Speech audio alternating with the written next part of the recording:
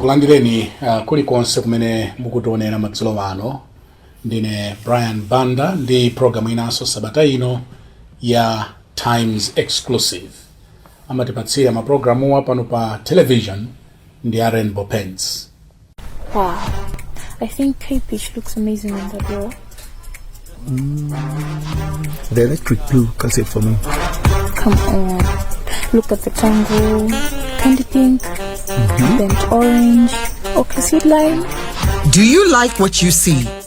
You can dream it and live it. Download your Rainbow app today and begin the magic of transforming your home into a fabulous space. Rainbow Paints. Peace of mind. Part of the deal.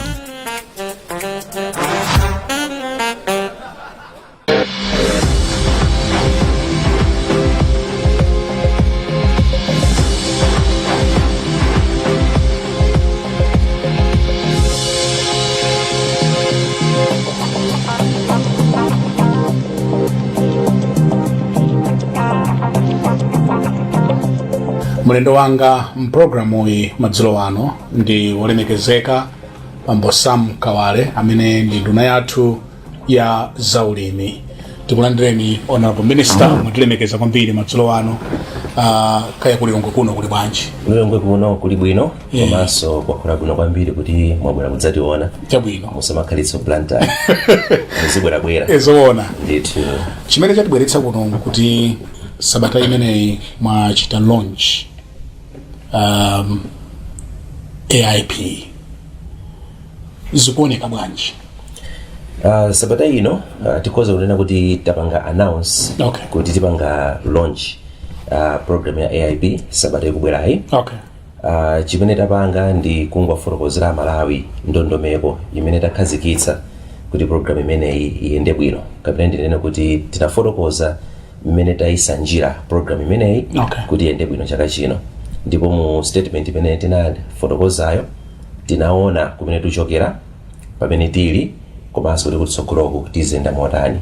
Komanso nadzabendera kosopa pang'ono kuti kodi tsogolo la AIP likhala lotani. Ndicho cholinga choti Malawi muno tikhale ndi chakudya chokwanira zimene zithandizenso mabanja kuti akhale ndi ndalama zokwanira pakhomo pawo.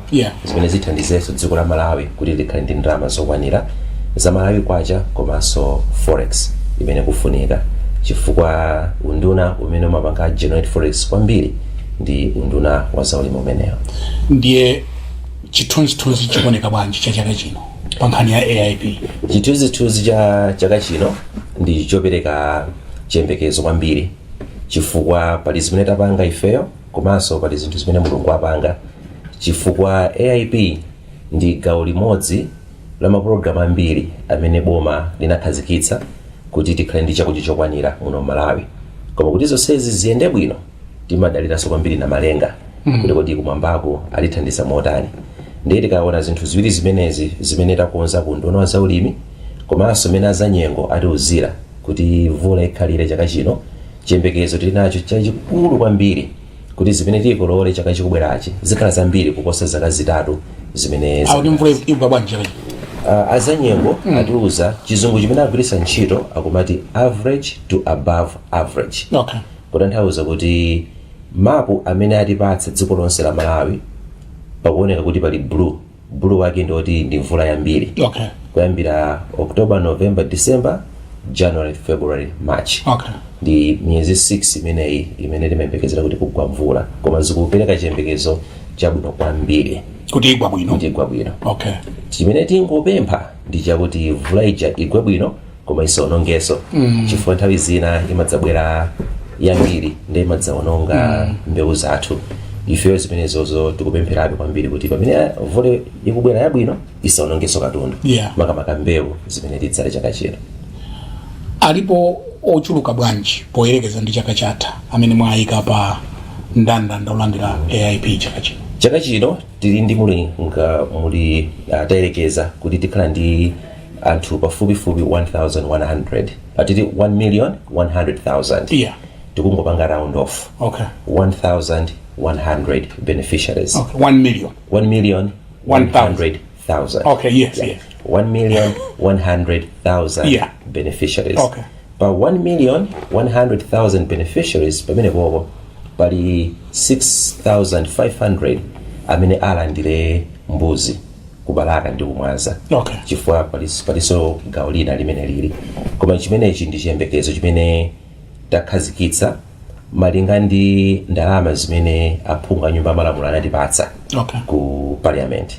Ndi ife tatenga ndalama zimene zija nkuzigawa kuti pa 161 billion kwacha imene parliament yatipatsa tikhoza kugula fertilizer ambiri bwanji, mbuzi zambiri bwanji, ma logistics kulipira transport zambiri bwanji.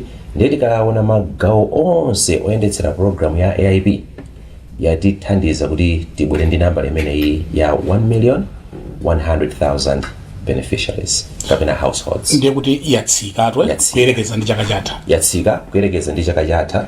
Koma kutsika kumeneko ndi chifukwa chakunena kuti titazindikira kuti ku parliament atipatsa ndalama zochepa, tinapezanso ma program ena kuti anthu amene chiwerengero chija chiwaphonye tiapititse ku ma program ena kuti asaone ngati tangwataya pamtetete. Moti chimenecho ndi chinthu chimodzi chimene chatisangalatsa kwambiri ku nduna wa zaulimi kuti masomphenya 2063 tikuwakwaniritsa poonetsetsa kuti anthu tikuwachotsa ku subsidy nkuwapititsa ku maprogramu amene awapangitse kuti akhale ndi chakudya komanso ndalama mofulumira kwambiri kusiyana ndi matumba awiri a fertilizer. Chifukwa m'malawi muno tikanena kuti tuthetsa njala, sitizathetsa njala ndi matumba awiri a fertilizer pa nyumba, koma munthu akhoza kukhala ndi chakudya chokwanira, ndalama zokwanira, atakhala ndi fertilizer imene angafunire malinga ndi munda wake ali nawo. Moti chimene chichi ndi chimene ife ku nduna wa zaulimi chikutisangalatsa kwambiri kuti pala Malawi ambiri amvetsetsa ubwino ochoka ku subsistence farming kupita ku commercial farming.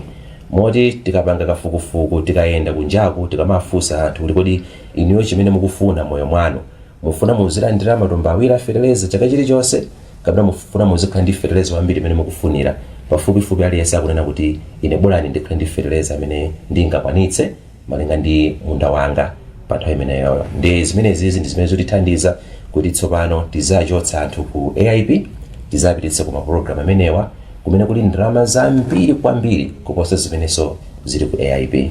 Moti ife kuno ku nduna wa zaulimi ndi chinthu choti chikutisangalatsa kuti tsopano tikupanga move anthu aja ku commercial farming. Zikuoneka kuti tili ndi problem and I stand to be corrected. Kuti chiwerengero chakhala chikutsika. Zikuona kuti sizikuyenda. Nkulakwa kuyankhula kamene organiza motero. Ndikhoza kunena kuti ndikulakwa kuganiza motero. If last year it was 1,500,000. The year before inali 2 million. You see? 2,500,000. Yes. So tukutsika and it's a drastic change. Yes. To 1,100,000. Exactly. 2024. Exactly. Koma inoyo mukuona ku drop, simukuona ku increase. Increase ili kuti? Ndathokoza kwambiri ndifotokoza increase. So increase imene ilipo tsopano ndionera kuti pozindikira kuti mdziko muno sitingakhale ndi mabanja 3 million ozingokhala ndi matumba awiri a fertilizer. Taganiza kuti amalawi tapatse ndalama zambiri kuti akhoza kukhala ndi fertilizer amene angafunire. Ndi chifukwa chake tili ndi iyi tikunena kuti transition kuchokera ku subsidy ya matumba awiri to commercial farming. Increase yoyamba kumene tachotsa ku AIP kumene akupita ndi entry level point imene ili NIF, farm input loans. NIF farm input loans kuti ndalama panopa mwina zikhoza kufikana pakati pa 75 ndi 95 billion kwacha imene anthu akhoza kupita ukatenga ndalama nkupanga ulimi. Mwachitsanzo pali programu imene yayipanganso introduce chaka chino ku farm input loans ya ku NIF imene ikutchedwa ngati sindikulakwitsa kwenikweni vukani.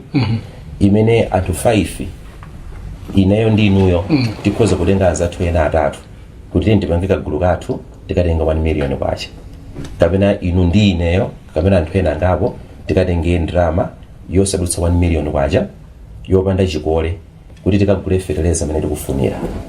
Kumene koko ndi transition yoyamba ndiye kuti tachotsa anthu ku AIB akupita ku entry level ya NIF kuti akatenge ndalama zimene akufunira.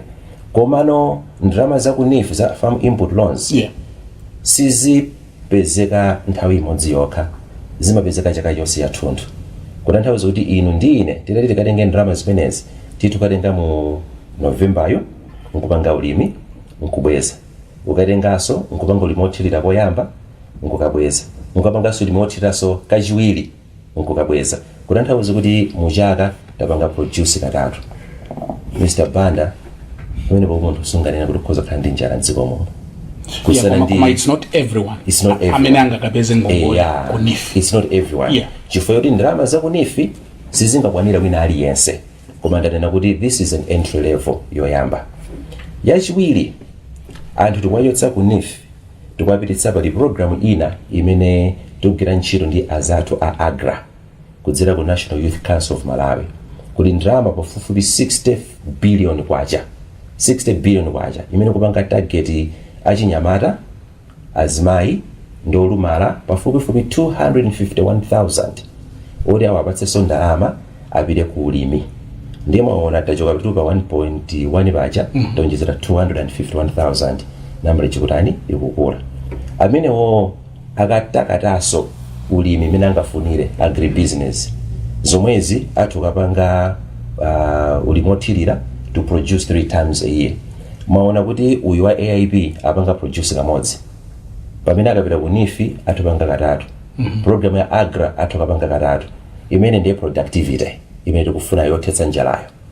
Pali program ina ndalama zimene a IFAD atipatsa zoposa 90 billion kwacha ku sub 2, zoposa 90 billion kwacha imene tikutengaso amalawi wachotsa ku matumba awiri akapanga access ndalama zoposa 90 billion kwachazi productivity. Asakololeka modzi akololeka ngapo pachaka ndi ndalama zimenezi. Kuchoka pamenepa paliso ndalama zina zimene zikupezeka ku mega farm support unit amene wawanda ali modali ndi 10 hectares 20 hectares 30 hectares zambiri oti akhoza kupanga access more than 20 billion kwacha ili kumene koko. Akhoza kutenga ndalama zija nkupanga produce koyamba ndi mvula, akapanga irrigation koyamba, irrigation kachitatu kachiwiri, productivity yachuluka. Komanso ndalama zina zimene zabwera ku agriculture commercialization AGCOM part 2 zoposa 500 billion kwacha zimene zikuperekedwa kwa anthu amene ali ma cooperative.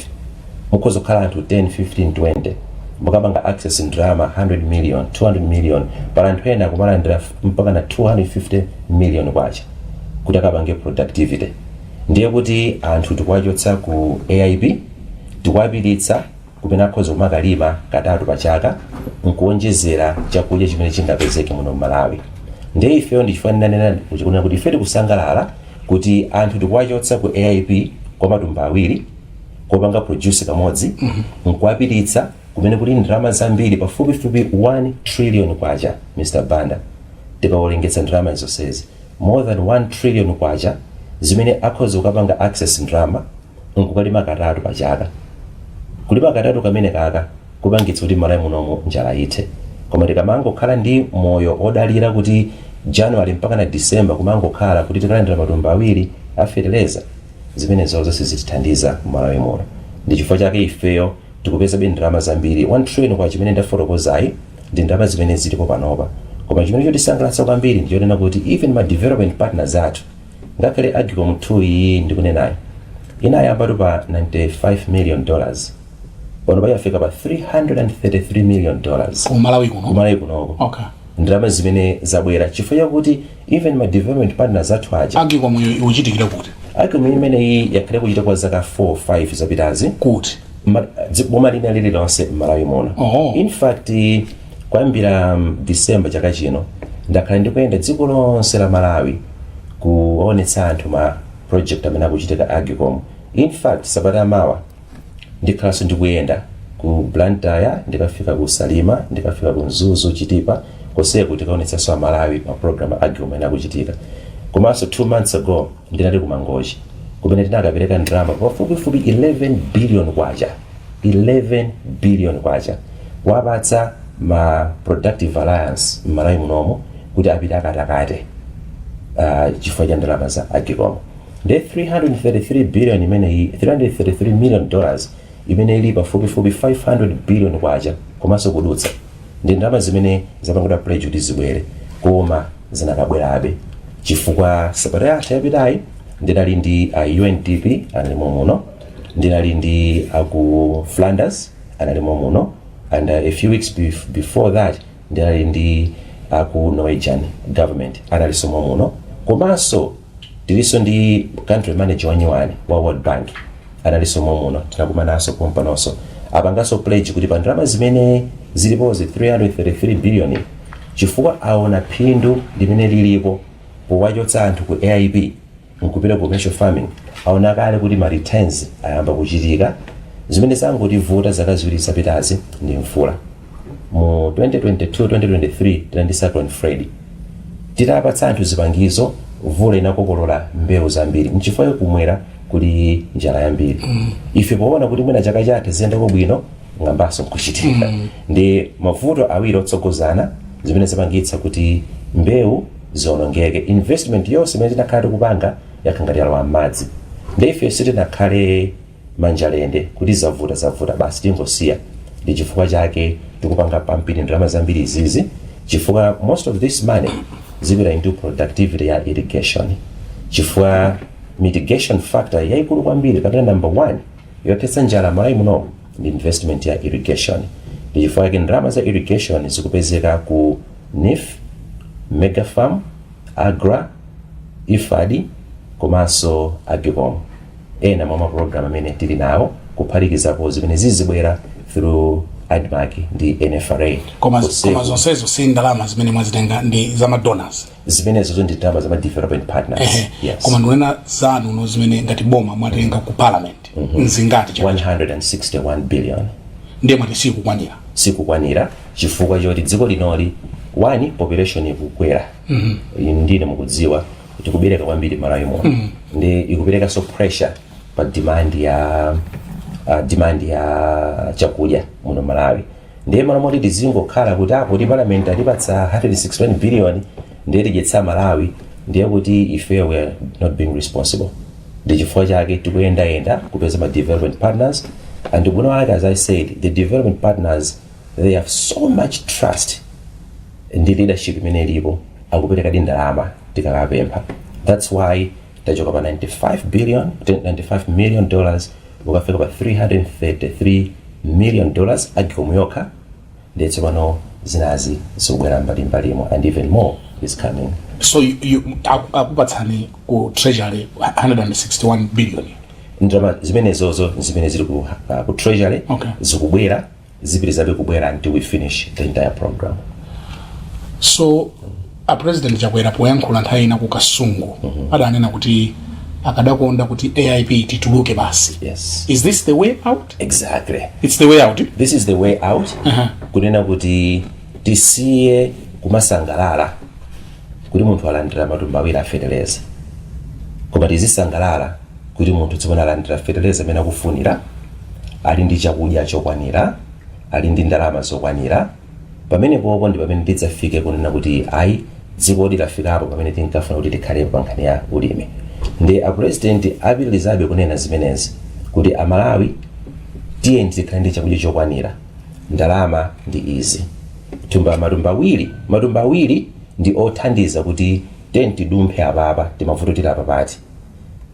Tikatenga matumba awiri aja tikapita kupanga produce tikhoza kupeza matumba 40, 50 kapena 60 chifukwa kuti chaka chino mvula ili bwino. Ndipo actually chimene nayo I'm looking forward to, if you can allow me to take advantage of this. Panopa tikupanga implement timati soil health and fertilizer usage policy kapena roadmap malawi muno. Chichiwa chake ndiyoti tithandiza Malawi abwezeretse chonde munthaka komanso azigwiritsa ntchito fertilizer ambiri. China chimene chimatipangitsa kuti tisafuna ndi chakudya chokwanira muno Malawi ndi nthaka yathu. Nthaka yathu inaguga kwambiri chifukwa chakuti takhala tikugwiritsa ntchito chemical fertilizer yekha amene chonde sabwezeretsa. Ndiye panopa tikupanga encourage alimi apange mbeya fertilizer.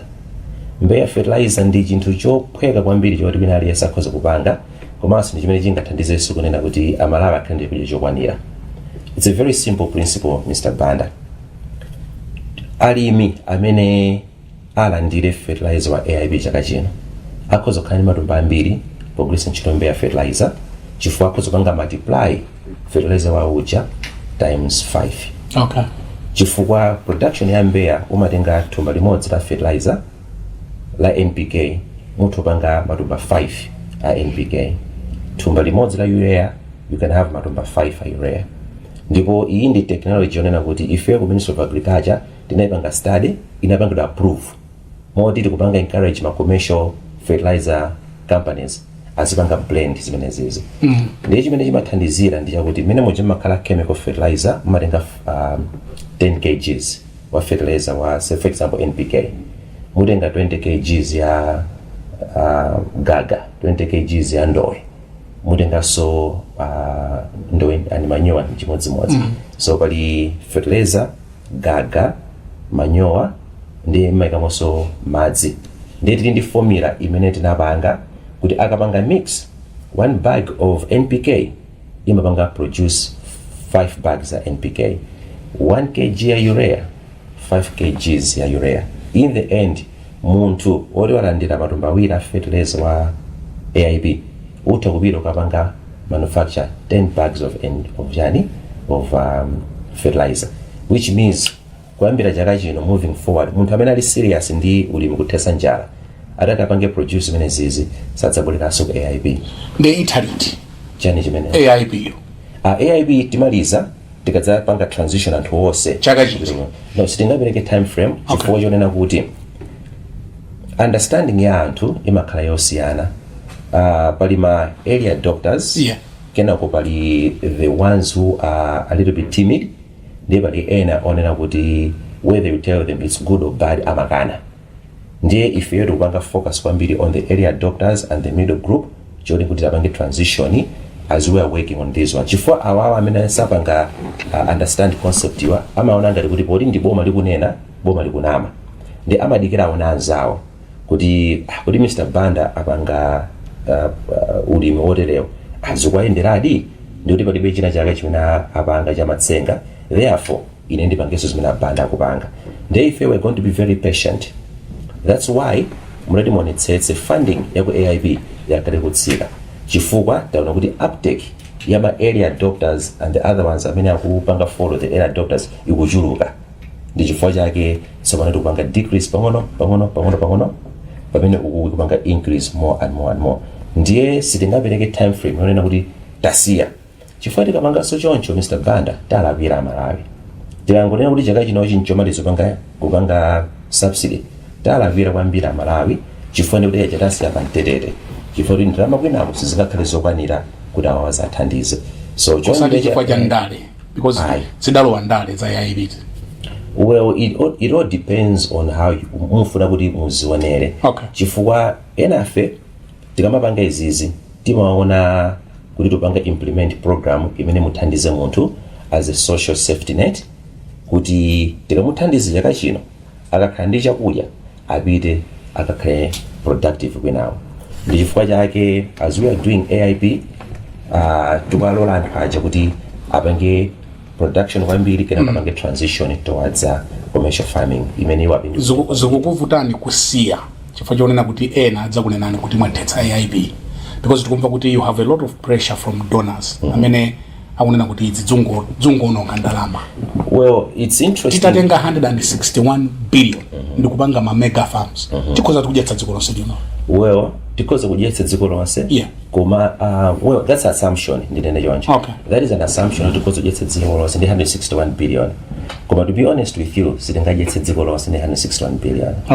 Chifukwa 161 billion yo tikhoza kugula almost exact same fertilizer tukamba pano payo oti akhoza panga benefit anthu chilengere chochepa production akhoza kukhalanso chomwecho. But you have to remember kunena kuti production ya 161 billion is only rain fed.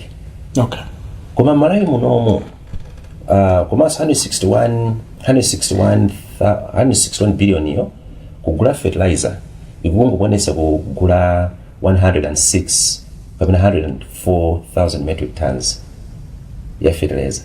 Yeti malawi muno timafunika 500,000 metric tons as a minimum. Okay. Ndiye 104,000 metric tons si fertilizer okwanira kudyetsa dziko lonse la Malawi. At least itakhala ndi fertilizer uptake ya 800,000 metric tons and above imene ndiye ikhoza kuthandiza kuti tidyetse dziko lonse la Malawi. Ndiye titati tingotenga 161 billion nkupereka kuma commercial farmers sitikwanitsabe pamene tikufunapo. Ndi chifukwa chake tatenga 161 billion kwa chai nkutenga 500 billion ya Agricom, 90 billion ya IFAD, 60 billion ya Agra, tikuphatikiza zonsezi on top of the 161 kuti tidyetse dziko la Malawi. So ndimafuna ndinene kuti ngati pali anthu aona ngati kuti in 1 year 161 billion kwaja ikhoza kuthetsa njala in just 1 year, pamene pokonde kuti tikulakwitsa, koma it's a process. And process imene tikutsata ifeyo ndi imene yonena kuti tipange invest ndalama zokwanira osati mu rain fed agriculture yokha, koma including irrigation. The moment we start producing 3 times a year or more, ndi pamene tidzathetsa njala. And you don't know kuti mudzasiyaliti AIB? No, it's not next year? It's not next year, it's not the other year. Okay. Mizani. Okay. Chifukwa we need to be realistic. Pankhani ya chakudya, we need to be very realistic kuti because we thetsa liti AIB.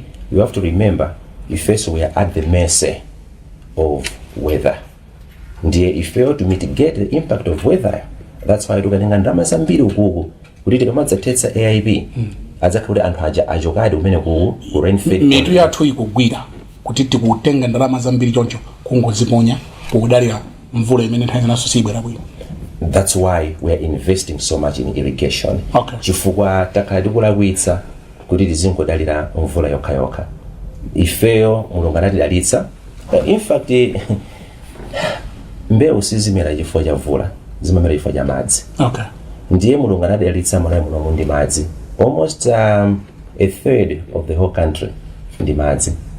Ndiye ifeyo chofunika ndi titenge nzeru zimene mulungu anatipatsa kuti tigwiritse ntchito bwinobwino, tipange tapu ma water resources amene alipo m'mitsinje, madamu, komanso madambo ndi nyanja imene tili nayo. Cholinga mvula ikakhala kuti sinayende bwino tisamadandaule kuti kuli njala, chifukwa choti titenga ndalama nkupanga invest ku irrigation. That's why apasina fotokoza za ndalama zimene zikupita ku irrigation. Okay. Chifukwa ku irrigation development kupita ndalama zambiri kwambiri, chifukwa sinakambeso za $250 million imene kupita ku Shire Valley Transformation Program. Mutu wake sidzudzulika mpaka pano. Ndipo zingatheke kuti tikapange exclusive interview ku Shire Valley Transformation. Mwina tukaone. Kapena ndi njira imodzi yopemphera kuti ayi tituma tidambo kamba za Shire Valley kale koma mutu wake sidzudzulika. Koma nkhani ya Shire tidzakayikambira komwe. Yeah, in fact ndathokoza kuti mutero. Tene ndikoze nthawi tipite chifukwa it's an extremely brilliant project yonena kuti the entire Southern Africa akuchita nsanje kuti tili ndi program imeneyi. Ndiye chifukwa cha chinatipangitsa kuti sambe panopa ndi cyclone Ana ndi Idai pajena akagamula ku intake. Ndiye inapanga cost ndalama zambiri kuti tipange develop pamene tafika panopa, so we've lost a year or more kuti it should kickstart. Chifukwa chake nino mutu wake sidzimadziwika tinambo kamba kale. Koma anyway, kubwerera back to AIP, ulendo uno munthu mukampatsa coupon. Yes. Akalipira ndalama zingati kuti atenge thumba? Ubwino wake ndioti yama coupon tinachotsa. Okay. So for the last 4 years sitinagwiritsa ntchito coupon, chifukwa coupon ija ankapanga za chinyengo kwambiri. Chifukwa muna anthu amangopanga print nkukapanga scan beneficiary osalandira. Ndiye titachotsa yama coupon ija tigwiritsa ntchito ma national ID tsopano. Okay. Ndiye panopa ndiyoti munthu akakhala ndi national ID dzina likatuluka kuti akupita kugula pa national ID akapanga scan akaona kuti ali beneficiary akagula fertilizer thumba limodzi la urea ndi NPK thumba lililonse azikalipira 15,000 kwacha. Okay. Ndikuti 15,000 urea, 15,000 NPK. Pamene akafuna ya mbewu ndikuti ifeyo tipatsa 4,500 ku kampaniyo, iye ujasankha mbewu imene akufuna. akafuna kutsika mtengo apanga top up kwinako akafuna kukwera mtengo apanga top up kwinako. Koma no last year kapena the previous years timaona so kuti panali alimi ena amene anataya ma national ID kapena inachoka ndi anapita ku NRB ukapanga ripoti ndi khadi lija lisanatuluke amalandira kapepala ndipo yamba timakaniza chifukwa tinkaona kuti panaliza chinyengo zimene zinatha kuchitika. Koma chaka chino mulimi aliyense amene akagula zipangizo za ulimi ngati anataya khadi ngati linachoka koma lindi kapepala kaja abwere tidzamulola adzagula. Tichite break pang'ono tibweranso ndino ngati mwango tipeza kumene mukuonera ndi program ya Times Exclusive. Nili ndi the honorable Sam Kawale nduna yathu ya zaulimi. Tichite break pang'ono tibweranso posachedwapa.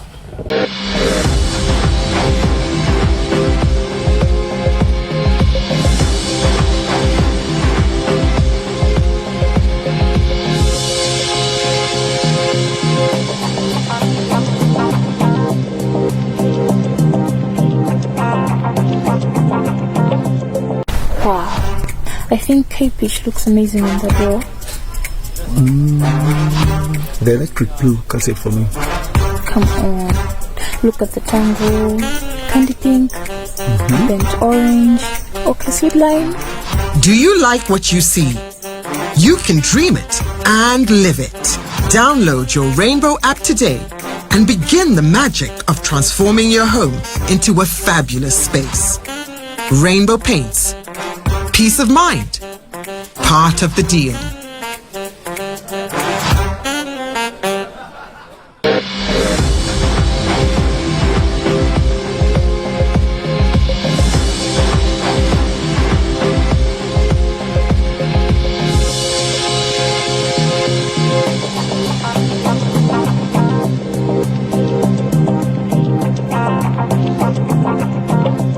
Mukuonera program ya Times Exclusive ndi olemekezeka abambo Sam Kawale amene ndi nduna yathu ya zaulimi. Tikulandireni gawo lachiwiri komanso lomaliza la program yathu. Isikoma kwambiri zikomo.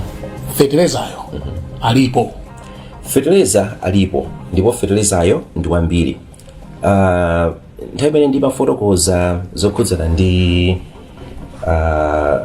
kuti tiyendetsa motani ndinaperekanso chithunzithunzi kwa Malawi kuti kodi fertilizayo alipo wambiri bwanji. Ndinapereka chithunzithunzi ya fertilizer amene alipo kwa Malawi tikamakamba za ulimi in general. Okay. Osati wa AIB. Okay. Komanso fertilizer wa AIB. Chifukwa anthu nthawi zambiri amati akamva za namba ya fertilizer wa AIB amona ngati uli ndochepa kwambiri ndi ulimi wonse sudani suyenda. Interestingly, fertilizer wa AIB it's only 20% wa fertilizer yes amene timafunika Malawi muno. Okay. Ndipo anthu amona ngati kuti tikanena kuti tifunika 100,000 tons wa fertilizer for AIB amona ngati kuti ndi kuti tisesa koso kukhala njala. But the truth is Malawi munomu ndimanena kuti statistically timafunika fertilizer at least 400 to 500,000 metric tons statistically wa ulimi wonse. As we speak panopa Malawi munomu tikanena kuti fertilizer alipo wambiri bwanji, both amene ali Malawi muno amene ali ku port komanso amene akubwera. Chifukwa amene akubwerayo ndi olero wagulidwa kale is destined for Malawi. Ndi statistically ndiotena kuti pali 426,000 metric tons for Malawi. Okay. Amene wagulidwa ali ku Malawi, wina ali pa port pa Beira, na warehouse akubwera. Okay. Ndiye tikamakamba zokhuzana ndi AIB. Pa AIB po pafunika 104,000 metric tons imene tufunika just for AIB. Okay. The remaining 300,000 metric tons ndi commercial farming. Okay. But we are encouraging the production of organic fertilizer amene aliwa bunoso kwambiri kuposa chemical fertilizer. Malawi munonso tiliso ndi organic fertilizer wambiri oti panopa ku office kwathu akupanga track statistically kuti kuli matani ambiri bwanji. Imene ndi topic yoti tidzakambira nayo mtsogolo muno ya soil health and organic fertilizer usage komanso ma technology anyuwani amene tapanga approve Malawi oti anthu akhoza kugwiritsa ntchito kuti samagwiritsa ntchito fertilizer wakunjayo. Moti kuyambira chaka chino kupita tsogolo AIB muona titapanganso introduce organic fertilizer kuti tisiye izi zodulazi tizigula fertilizer wa Malawi momwe. That's another interesting topic tidzakamba. Komano as we speak panopa we need 134,000 metric tons. But 104,000 metric tons tikufuna. Pali 39,000 metric tons imene ili mu warehouse mwathu kale. Yonena kuti tinapanga kale procure ili mu warehouse yongodikira kuti tikangopereka ndalama ndiye kuti tiyambopanga yani access. And in fact fertilizer yayamba kale kupanga so access chifukwa yonena kuti treasury yatipanga kale fund ndalama imene ali close to 24 billion and then there's another 28 billion imene situkuyembekezeraso wikinoi and then kenako tidzamalizitsa kwinapo. Koma as we speak panopa nane naso kuti 39,000 metric tons ndi fertilizer amene ali kale mu warehouse mwathu.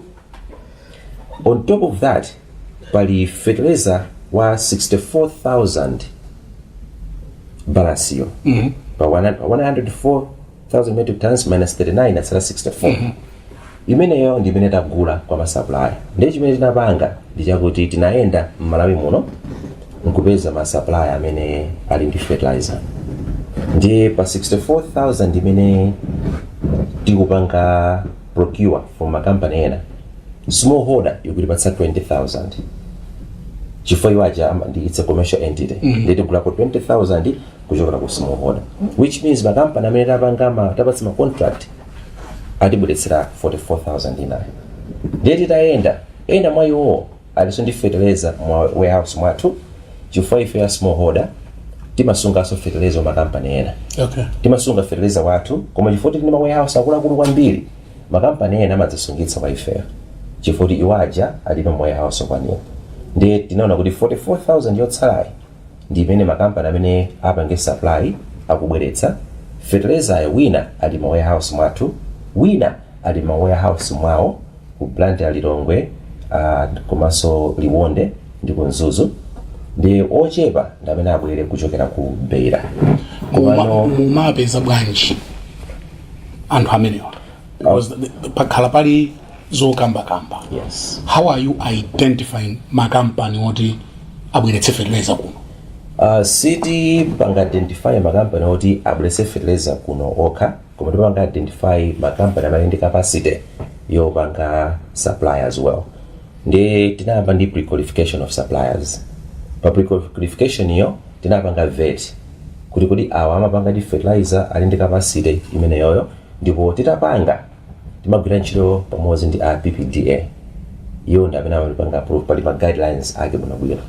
Titamaliza zimene zijazi tinapanga tender kuti amene apanga meet ma pre-qualification aja apange bid atiuze kuti akhoza kupanga supply kwambiri bwanji mitundu yake siyotani. Kenako tinapanga zimene zija nkupititsa ku PPDA. PPDA anakavomera ena anakana. Kenako we went even further tikupanga engage NIS kuti maybe pena pake taponya china chake iwa just anakapanga so vetting anatiuza kuti awa ali legitimate awa sali legitimate. Kenako nkubweretsa so ma results. So in the end tinapezeka kuti tapanga identify makampani onena kuti akhoza kukwanitsa kupanga supply. Nangawa akunena kuti akuti mwapeza ena kuti atidzalipira mmakwasha. In fact osewa tizalipira mmakwasha. Koma imene yatchukayo akuti kaya shehe chani mwazimva zimene?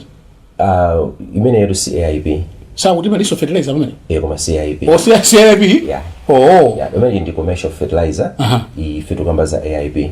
So izi ndi ziwiri zosiyana. Inu mungochita AIB basi. Kupanga AIB. Ku ministry kuno?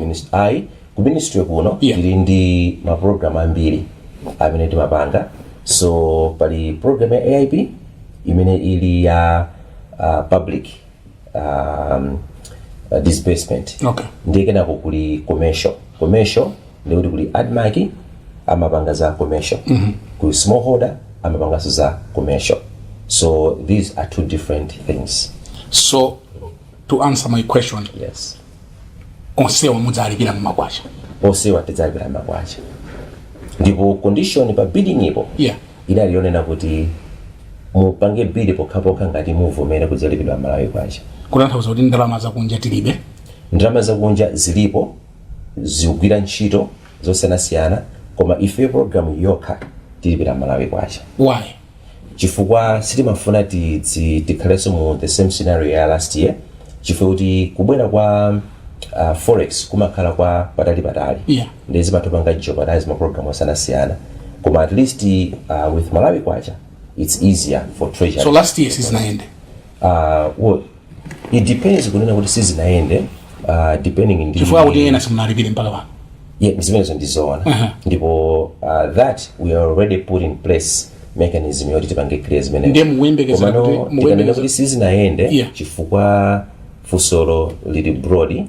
It's either kuti sizinaende kuti ABC inaende kapena sizinaende kuti sitinalipire. You know, my question was specific on the fact that ena simunalipire. Ndizona. And ena they're having problems kukupatsani on fertilizer chaka chino because simunalipire. Ndizona. Yeah. And as many zozo, that's what you in fact masana mwe anoa ndinali ndi moza wa company amenewo Malawi Fertilizer Company onena kuti ife in fact mwana ngati kuti akana kuti thandiza kuti atipatse self fertilizer kachinochi, koma meeting amasana anoa they clearly said kuti no, if you were invested in Malawi, if you go out to tipange supply fertilizer, koma the most important thing is amala akhale chakudya. So ngati mwana ngati kuti sitikupatsa fertilizer chifukwa ngongole last year mtima basi ife tili ndinu for a very long time. Why simunalipire chifukwa chani? Chifukwa cha availability of forex inali yovuta. Inonso mukudziwa kunena kuti vuto limene linalo ndakuti we do not produce enough to export more. Ndiye nafotokoza kwayambirira kuti Ministry of Agriculture ndi ministry imene imakuletsa kwambiri forex kumalawi kunoko, and for 2 years running chifukwa cha climate change takanieko panga produce enough kunicholenga kuti tipange consume locally komanso tipange export. So that's why for the last 2 years, in fact for the last 4 or 5 years, panali mavuto angapa amene apangetsa kuti production itsike, kuti export isakhale yambiri, kuti forex ibwere. Anthu lamwana ngati kuti forex timapanga print ku reserve bank sichoncho yayi. Forex imabwera tikagulitsa zinthu kunja. 2019 mpaka na 2022 we had issues ya COVID imene ndapangitsanso kuti production ikhale kuti yatsika. Immediately after that tinapezeka kuti kuli ma geopolitics nkhondo za ku Central Europe zimene zinapangitsanso kuti fertilizer uja in fact ya COVID fertilizer samabwera, and as a result we also not able to get enough fertilizer. Geopolitics wars yapangitsanso kuti yani that cannot necessarily be true chifukwa chonena kuti ku Ukraine kumene timakuna mizinali sati gayaso chimanga. Yes, ko simunadira chimanga chochokera ku Ukraine, but you have to understand kunena kuti production isina pangida affect kumene kwako. Okay. Chifukwa ya kuti yo zipangizo zopangira produces zinali dziko momwemo. Okay. Chimanga munenacho akupanga produce kongo, kandi wheat apanga produce kongo. In fact fertilizer yoso apanga sokomwe koso. So yo sizinapanga affect. Ndiye ifeza tipanga affect manje. Chifukwa ya kuti one iwaja if we were not able to produce enough kuti tigulitse tikagulitse tipeze forex tikagule zofunikirazo. Koma issue imene ilipo tukamba pano ndi availability of forex. Yeah. So if we depend so much on forex on produce, yeah, kuti tigulitse tipeze forex. So that's why we were not able to produce enough chifukwa cha issue of COVID, issue of increase in fertilizer prices. Kenako kunabweranso ma cyclone Ana, Idai, kenako Freddy imene apangitsa kuti production itsike, kenako so ngamba iso Irani itsike. So you can see kuti for the last 4 years what we were supposed to be producing yakhale kutsika. Ndi zimene panga produce zinali zongokwanira monse sizokwaniraso chifukwa kuti njala chaka chinochi kuti we are not producing enough kuti tikapange export. Tikanakhala kuti tikupanga produce enough tipange export ngati imene papangira fodya, ngati chaka chino fodya pakuna ndalama zambiri chifukwa tikanalipo zinaendapo bwino. kumene kanakhala kuti kunalibe ng'amba, we would have produced more tobacco, more cereals, more soya beans to export and get the forex, which could have been used kuti talipire apa supply awo. Ndiye ifeyo poonetsetsa kuti izizi zisapitilire, ndi chifukwa chake tikupanga invest kwambiri mu irrigation, nchilonge choti production ichuluke. Production ikachuluka tikapanga export, forex ija izibwera kwambiri, sizibwera nthawi ya mvula yokha, koma throughout the year because of irrigation. Then kenako ndiye kuti awati nawo ngongole tipanga clear most of it. Muthana nazo liti ngongole zimenezi, and how much are we talking about? Kuthana nako sitinganene kuti thana nako liti. Yeah. The issue is we need to produce first. Okay. Tikapanga produce ndi pamene tizinena kuti apanga produce mokwanira kapena ayi. Muni ndi ngongole zingati za fertilizer?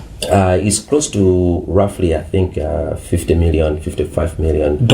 Okay. Yeah. Zoti tipange clear. But the good thing is ndi treasury takadukambirana. Ndiye panopa I think you've noticed kuti the development partners akupanga pampini the dollars zomabwera ndezi kamabwera ndi zimene zotithandiza kuti tambe kupanga clear ngongole zimenezi. So ifeyo sitimafuna kuti tingopanga put all eggs in one basket, ngona kuti polipa development partners obwesa dollars nditipanga clear mofulumira. We also needed to be more proactive kuti kumene kungabwera ndalama zofulumira ndi kuti kumakwacha kapena kumadola ndite nawo kuti kumakwachapo zikhoza kuna mofulumira tendigwiza ntchito makwacha amenewo. So some sectors of the society, including azibanizo tsutsa, they are blaming you. Kunena kuti simukuziyendetsa bwino makamaka in how you are appointing or you are getting and hobweretsa fertilizer. Mungayankhe zotani. I mean, they are accusing you as a minister kuti simukuziyendetsa bwino. Well, it's very interesting kuti akutero. Yet the selection of suppliers sichitika ndine. Pangandani. Timapanga advertise. Yeah. Ndi anthu aja amabwera okha. Kunena kuti ife tifuna tipange supply fertilizer. Ndi IPDC imatenga wina aliyense amene akutakhoza panga supply fertilizer. Akabwera timapanga vet. Ine sindikhalapo, ma BS sakhalapo, tili ndi IPDC. IPDC ya ministry. IPDC yo amapanga approve ndi PPDA. Masaka kambirana amabwera kwa inu. Ayi. Sabwera kwa? Ayi. You literally don't know kuti asankhana? Sindidziwa zimapita ku PPDA.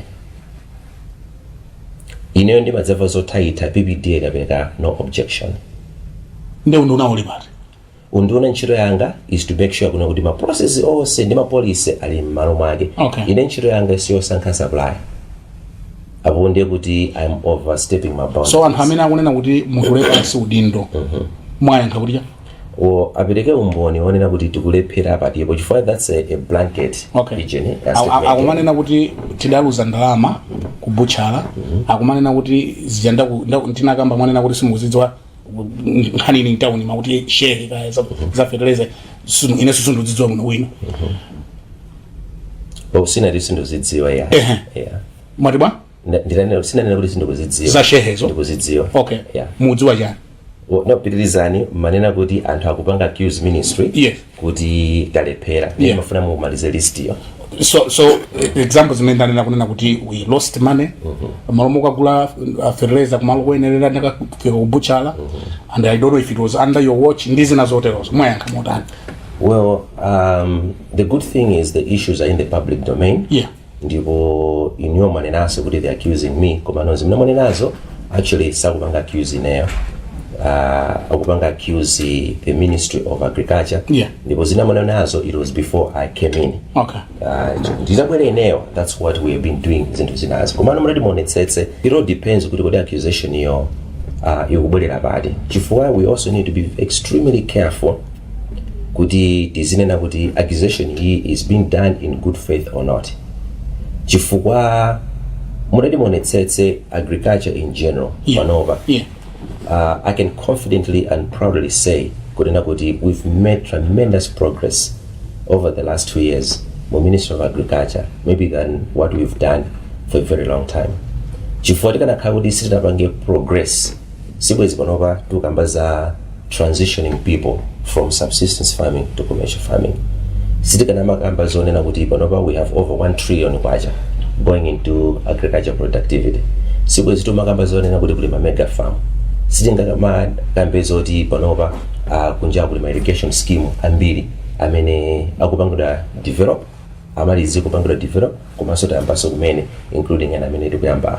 Sitinga makambe zonena kuti we've gained a lot of donor confidence in the agriculture sector than never before. Ndiye tikama nena kuti talephera, we also need to be very objective. In fact, ubwino okhala ndi opposition ndionena kuti amakupatsa somala ngolomera kuti you should perform even better. So pali zinthu zambiri zimene amanena zimalowa uku zimatulukira uku chifani madziwa zonena kuti akukamba just to fill in the space in the media koma pakakhala zinthu zenizeni zofunikira timakakambirana. I want you to respond nkhani yonena kuti akuti kula fertilizer kwa shehe and shehe kulibe nzabodza. Well, the good thing is office ya sheheyo inapanga respond. In fact, response yo inatuluka somo newspaper ya Ano Brian. Yes. Actually a center spread your thinking. Yeah. Kandi one page and center spread anafotokoza kuno kwambiri. Ndeyineyo ndisaibitse zimene afotokoza because they did an excellent job. Funso langa lakuti mulindi contract ndi kumeneko. Kuli MOU kunoko inapanga develop, okay, which is leading towards contract imeneyo. Kuma mwapatsa contract ya fertilizer. Tikapanga meet ma conditions ose. Okay. Yes. Chine chiti chonse. Ndi anthu akunena kuti zimene zozo nzabodza. Pango khala ngati pafuna kuti anthu abere ndalama. Aitse pano bodzalo akapanga accuse kumeneko koso. Chifuna kasabula poera. Nanga sikuno kuli minus okhala due diligence. Ndi zimene zikuchitika zote. Okay. Yes. So chimene ndaona ndichakuti chifoti chinthu ichi nchabwino ndipo chithandiza kuti dziko lino lithandizike ku nkhani ya mafuta komanso fertilizer. Chifukwa pano patuzioneka ngati kuti chinthu chimene anthu akhoza kuchigenda kwambiri miyala kapena chinthu chimene chikuyenda kwambiri ndi nkhani ya misewu kuti kumangidwa bwino. Ndiye kuti anthu asangalala kuti misewu ndi yabwino kuti bwino tipangitse kuti chioneke ngati choyipa kuti mwina adzawine zisankho. Kapena aona kuti ukhala ngati kuti fertilizer azipezeka ndipo njala ithamala imuno tidzasowa chopangira kampeni chifukwa pano pa kampeni imene yatsalapo ndi njala kuti azingokamba za njala. Ndiye njala ikadzatha adzasowa kupangira kampeni. Ndiye ifeyo timakhulupirira zonena kuti Mr. Banda inuyo simungakafike ku destination yanu mudati muzingo tembenuka nthawi yonse kumagenda galo amene akukuwani. If we need to be focused, you want to confirm kuti you are talking ndi shehe akunenedwa izona muchita muyu confirm chifukwa ku OPC anayankha ku mera anayankha ku ambangaza kufuta kuja including yoso anayankhaso ndi ine palibe chifukwa ndi yankheso chifukwa zinthu zimene mukufuza zinayankhidwa kale. Okay, no, I understand, but to kumaliza nkhani imeneyi amene akunena kuti izi zikuzokhala njira yongofuna kubera mwayankha chani. Yo ubwino wake ndionena kuti zinthu zicha za fotokozedwa kapena azibweretsa pambalambanda ndi zili ndiwo tsopano kuti akanena kuti zinthu zikulakwika patiko. But are you following pachingereza amati due diligence iniyo kunoko mukumaona kuti zinthu zinzoonadi? Yes. Muona kuti nzoona? Yes. Ngati zikanike zichitokanika kutsogoloko. Okay. Koma ifeyo tikupanga follow ma procedure onse. Mupanga follow ma procedure onse. Chifukwa ma institution onse aboma ali involved. Okay. Mu process yonse imeneyi. Chabwino. A president ananena kuti atabwera pampando muzigula fertilizer direct ku manufacturers. Yes. Ili pati nkhani imeneyi. Why are we struggling ndi madoba? Okay. Tukupanga struggle kwambiri chifukwa yonena kuti umukapita kuma manufacturer. Ma manufacturer awo amapanga demand zinthu ziwiri. One, upange place order in advance, and secondly pafunika kuti mupereke timanena kuti commitment fee kamene to secure production line, so you pay in advance. Yeah. Ma procurement laws athu pena salola zimenezozo. So ifeso timatsata so malamulo a PPDA. Okay. Kuti atilole kuti do we pay in advance kapena ayi. Chimene chimakhala chinthu chovuta. Chachiwiri amapanga demand kuti it has to be 100% forex. Ndife kapezidwe ka forex kathu kamakhala kuti pang'ono, which means kuti even the manufacturers amavutikanso kuti apange secure the production line komanso kuti fertilizer ucha abwere. That's why we end up dealing with my supplier of fertilizers. Chifukwa pali makategori angapo mu supply chain ya fertilizer. For the benefit of Amalawi, kuyambirira timakhani ma producer a fertilizer amene amapanga pali fertilizer ma mineral ma component osiyana ena amapanga mining ngati phosphate and so on, ndi ena amapangidwa through ma oil refineries and so on ngati ma composition. That's why we have like NPK, zinc, sulfur and so on. All these are minerals. Ndipo ma company amene amapanga chani individual component. Ndife sitingathe kupita ukagula kuma individual component ifa ikhala incomplete. Okay. Ndi pali layer number 2 imene ma blending companies. Ma blending companies ndi amene amagula individual components kuti apange zimene tikufunazo. And Malawi munomu tili ndi Malawi Fertilizer Company ndi Opticam amene tsopano muchizungu tikhoza kuti ma manufacturers. Okay.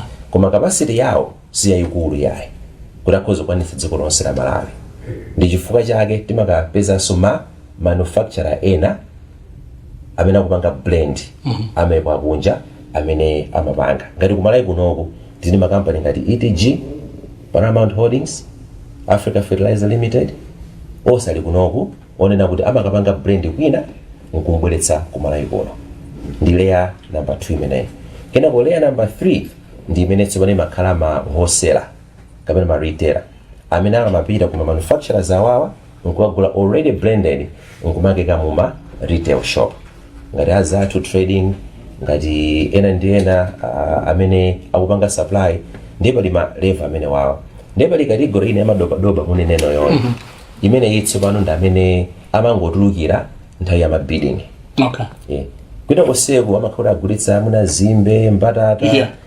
Saba amene majana obwino kuboma amene ndi amene anthu amanena choncho koma ifeyo auli majana obwino amene ndi amene timapanga widi ku process yoyambirira ija ya pre-qualification kena ku tendering process. Chifukwa zonsezi zimakathira ku PPDA, zimakathira ku NIS, zimakathira ku ACP kuti apangidwe widi kuti tikamamalizitsa akhala onena kuti apanga supply. akuti kuli katangale wa mnano kunkhani ya fertilizer ndipo anthu mbomamu including yourself, I don't know muti fotokozera pano mwalemera kwambiri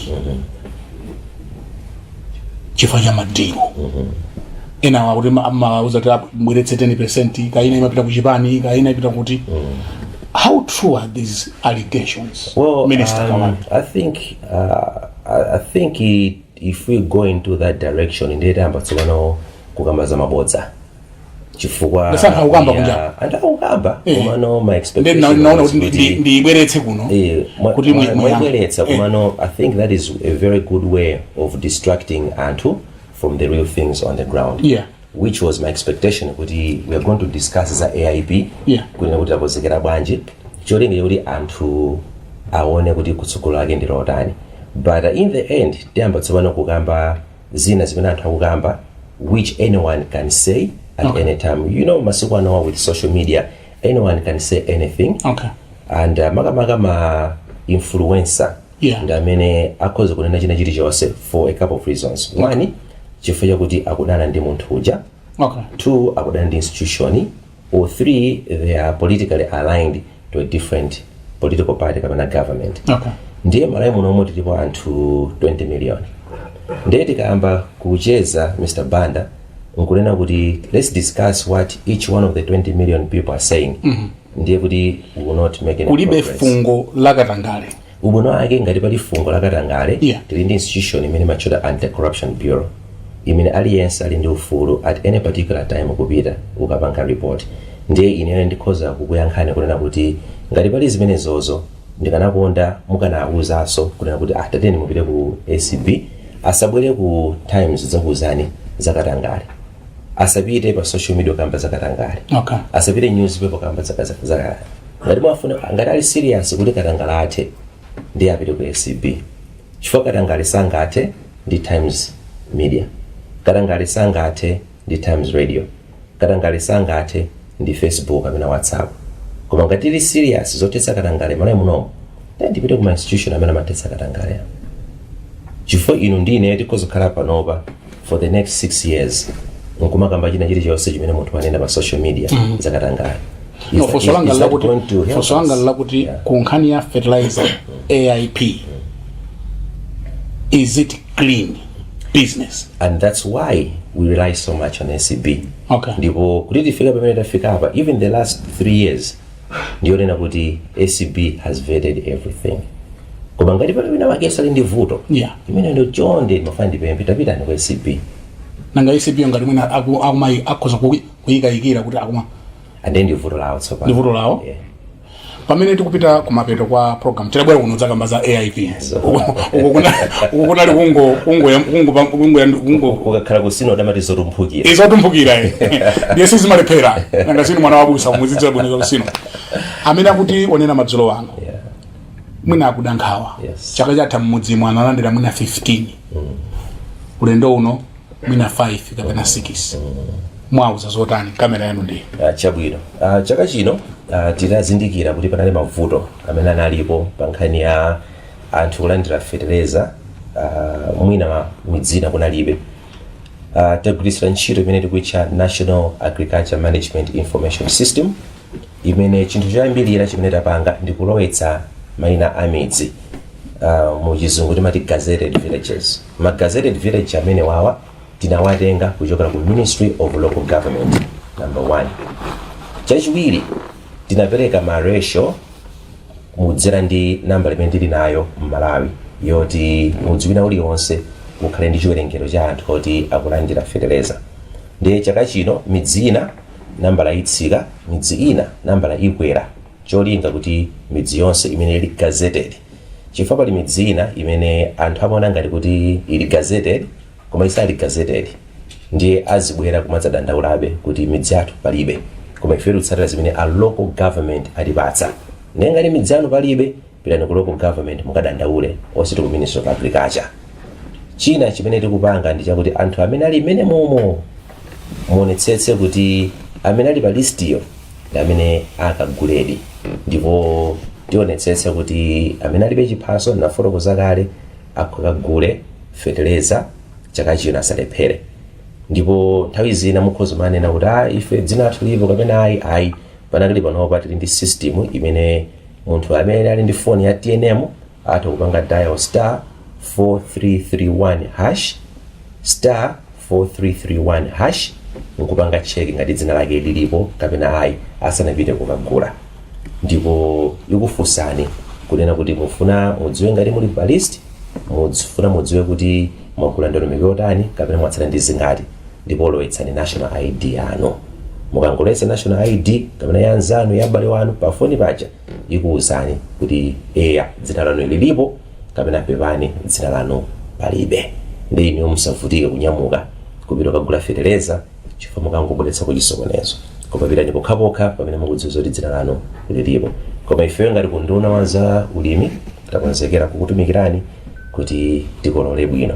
Komanso mafuna ndikumemeni kuti pamene mukolole chaka chamawa onetsetsani kuti mutengoti matumba 4 mukagulitse ndalamazo kuguliranso fertilizer mkunsunga wa zaka zikubwerazo. Komanso fertilizer mupitekayi kudimba mukakolole kawiri mukapange chakudya chambiri musanabwereselenso kumunda pa nthawi ya mvula. Tikuyamikeni kwambiri the Honorable Sam Kawale. We wish we had more time. Mwatilemekeza kwambiri. Thank you very much. Ndathokoza ndipo ndikudikira kuti tipite ku Shirevale tikachezere kumeneko. Pamene panso ndi pamapeto a program yathu madzulo ano ya Times Exclusive imene tinali ndi Honorable Sam Kawale MP nduna yathu ya zaulimi. Tinabwera kuno kuti tikambirane kuti kodi AIP ya chaka chino iyenda bwanji, mwadzimvera nokha. Ndine Brian Banda, malo mwa ife tonse kuno ku Capitol Hill. In fact tili ku office kwa nduna kuno ku Ministry of Agriculture. Ndine Brian Banda, malo mwa ife tonse kuno ku Capitol Hill. Tingoti makoma nonse and goodbye.